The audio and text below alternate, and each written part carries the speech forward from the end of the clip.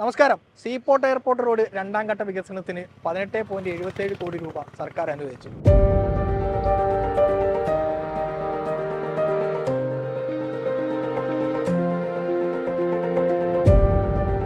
HMTയുടെ ഭൂമി ഏറ്റെടുക്കുന്നതിന് വേണ്ടിയിട്ടാണ് ഇത്രയും തുക സർക്കാർ നമുക്ക് അനുവദിച്ചിട്ടുള്ളത്. രണ്ടാം ഘട്ട നിർമ്മാണത്തിനായി HMTയുടെ 1.63 ഹെക്ടർ ഭൂമിയാണ് ഏറ്റെടുക്കേണ്ടത്.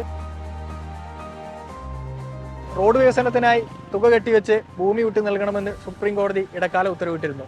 NADയുടെ ഭൂമി ലഭിക്കുന്നതിനുള്ള 23 കോടി രൂപയും ഉടൻ അനുവദിക്കുമെന്ന് വ്യവസായ മന്ത്രി പി രാജീവ് പറഞ്ഞു. 2 ഘട്ടങ്ങളിലായി നടപ്പാക്കുന്ന 25.8 കിലോമീറ്റർ സീപോർട്ട് എയർപോർട്ട് റോഡിന്റെ ആദ്യഘട്ടം ഇരുമ്പനം മുതൽ കളമശ്ശേരി വരെയും രണ്ടാം ഘട്ടം കളമശ്ശേരി HMT റോഡ് മുതൽ എയർപോർട്ട് വരെയുമാണ്. ഇതിൽ ആദ്യഘട്ടം 2019 പൂർത്തീകരിച്ചു. അവശേഷിക്കുന്ന 14.4 കിലോമീറ്ററിന്റെ നിർമ്മാണം 4 സ്ട്രെച്ചുകളായാണ് നടപ്പാക്കുന്നത്.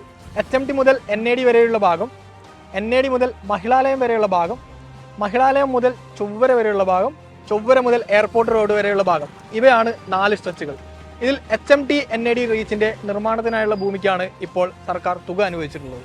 ഈ റീച്ചിൽ HMTയുടെയും NADയുടെയും ഉടമസ്ഥതയിലുള്ള സ്ഥലമൊഴികെ ബാക്കിയുള്ള 1.9 കിലോമീറ്റർ റോഡിന്റെ പണി 2021 പൂർത്തീകരിച്ചിരുന്നു.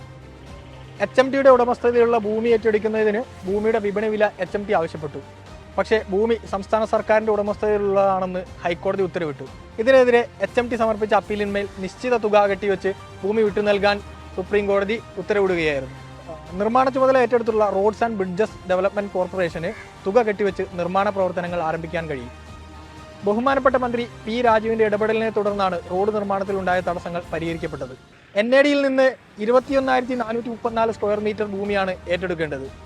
കഴിഞ്ഞ മാർച്ചിൽ ഭൂമി അനുവദിച്ച് ഉത്തരവായി.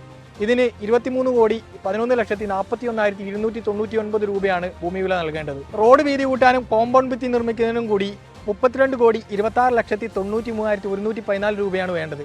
ഈ തുക അനുവദിക്കാനുള്ള നടപടിക്രമങ്ങൾ പുരോഗമിക്കുകയാണ്. News bureau HMT.